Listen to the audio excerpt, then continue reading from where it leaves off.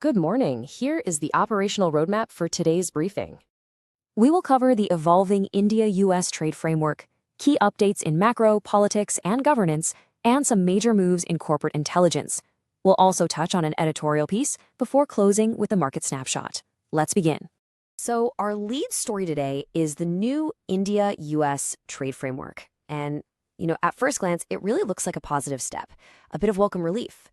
But once you start digging into the details, you see it's completely entangled with the very complex world of global energy politics. The whole deal really hangs on three huge questions. First, is it even realistic to think India can ramp up its U.S. imports to that massive $500 billion target? Second, and this is the real kicker, will India actually follow through and curb its Russian oil purchases? And finally, you have to ask, how permanent are these U.S. tariff cuts really? The answers here are going to define this entire relationship going forward. Now, here's where a new piece comes onto the board: Venezuela. As U.S. sanctions there begin to ease, a huge amount of oil, we're talking 400,000 barrels a day, that was headed to China could suddenly be up for grabs. And India is the most obvious new buyer, especially since they were buying that exact same amount right before the sanctions hit back in 2020. This is a big deal because it gives India a potential off-ramp from its dependence on Russian crude. To really get a sense of the pressure India is under, you have to look at this number: $161 billion. That's what India spent on oil imports last year alone. That covers almost 90% of its total needs. When a country is that dependent on foreign oil, every single decision about who you buy it from becomes a massive geopolitical play. And the U.S. isn't being shy about its expectations at all. This quote from an embassy spokesperson lays it out in black and white.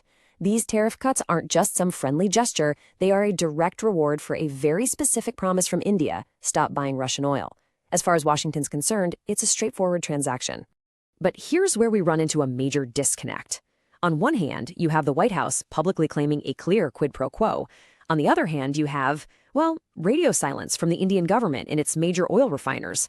We're hearing whispers that Russian supplies are set to fall, but that is a world away from the firm commitment that Washington is talking about. So the big question is, who's going to blink first? All right, moving to macro, politics, and governance, we have three updates for you. First, there's a pretty significant change coming to how India measures inflation. The government is reweighting the consumer price index basket, basically reducing the impact of food and beverages. The idea is that since food prices jump around so much, this should make the headline inflation number a lot more stable. And why does that matter? Well, a more stable inflation reading could give the central bank more breathing room when it comes to setting interest rates. Next, on the environmental front, the Supreme Court has just slammed the brakes on a controversial jungle safari project in the Aravalli Hills, and the court's language was incredibly strong. They've frozen the proposal and said they won't allow anyone to touch the Aravallis until experts can clarify the exact boundaries of the protected range. It's a very clear signal that the court is taking a hardline protective stance here. And we're also tracking a tragic story out of Pune that seems to be creating two completely different realities. Following the death of a Bengali migrant worker, the chief minister of West Bengal immediately called it a hate crime, suggesting he was targeted for who he was. The Pune police, however, are telling a very different story, reporting that the man was intoxicated and got into a fight with locals. It's gotten even more complicated because the worker's father is now backing the hate crime claim, putting the political narrative in direct conflict with the official police version. In the corporate sector, we're looking at a major shock to the IT industry, some interesting earnings news, and a big legal settlement. The headline number here is just staggering. India's 6 largest IT firms, the absolute bedrock of the modern economy, have lost a combined 4.14 trillion rupees in market value just since the start of the year. This huge drop seems to be fueled by a double whammy of fear. The fear that AI could disrupt their entire business model, and the fear that stubbornly high interest rates in the U.S. are going to choke off new projects from their biggest clients. In earnings, Hindustan Unilever posted some solid numbers. Revenue is up 6% and volumes grew by 4%. But the really interesting part is what management said about their new strategy. They're shifting to fewer, bigger bets.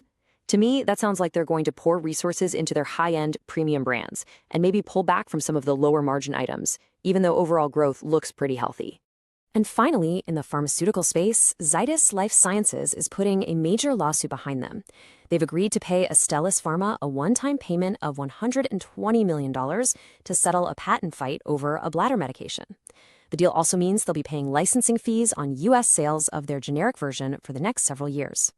From the opinion pages, Mukul Sanwal writes on the need to reframe India's foreign policy. He argues that in this chaotic global environment, it's time for a fundamental rethink. So his core argument is that India should let go of its long-held doctrine of strategic autonomy. He thinks it's time for a new organizing principle, Viksit Bharat 2047, which means developed India by 2047. This would be a major shift, making domestic growth and building internal capabilities the top priority of foreign policy. And his strategy for this is really multi-pronged. He suggests India should get aggressive about free trade deals across Asia and Africa. He also says India should deepen its tech and cyber ties with Russia. And this is interesting, he even advocates for allowing some Chinese investment in infrastructure, with strict safeguards, of course, and using the BRICS group to build a more resilient economic network for India on the world stage. And let's close with the verified market numbers. As of the close on February 12th, the BSE Sensex stood at 83,674. That's down 0.66%. The Nifty 50 closed at 25,807, down about 0.5%. Net foreign portfolio equity inflows for February so far are strong at 18,771 crore. And that first reading for January inflation under the new CPI series came in at 2.75%.